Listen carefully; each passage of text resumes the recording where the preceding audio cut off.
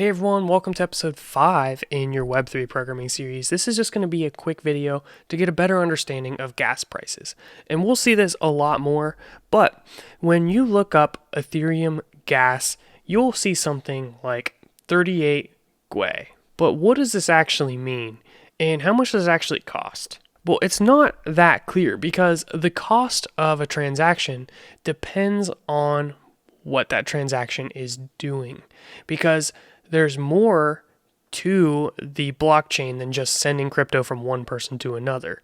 You can build applications on top of it. So it depends on the complexity of that application. So not only will you have a gas price, but you will have how much gas is used, and that is how much the total cost is going to be. And you can see all of this information on Etherscan. So let's first take a brief look at what a Gwei is. So here is a good chart. So when you take a look at fractional ethers, the smallest fraction is a Wei. A Gwei or a gigawei is 1 billion Wei.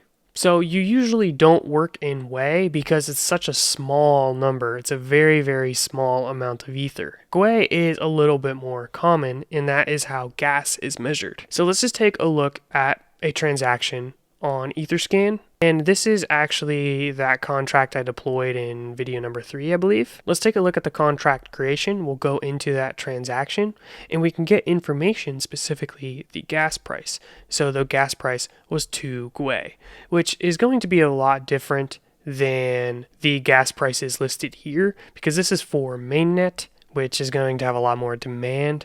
So this was released on a testnet, so these don't really translate to real gas prices, but the same concept holds true. So the cost is 2 Gwei, but we also have to think about the total gas used. So there's two important numbers here. So not only do we have the price of gas, but how much gas was actually used, which you can see by expanding this. And here is the gas used, 125,677. The amount of gas used by the specific transaction alone. So the gas usage is dependent on what you are doing. A more complex application is going to use more gas. So pretty much what we need to do is we need to open a calculator and take the gas used, 125,677, multiply that by the gas price, which is 2 point a bunch of zeros Gwei.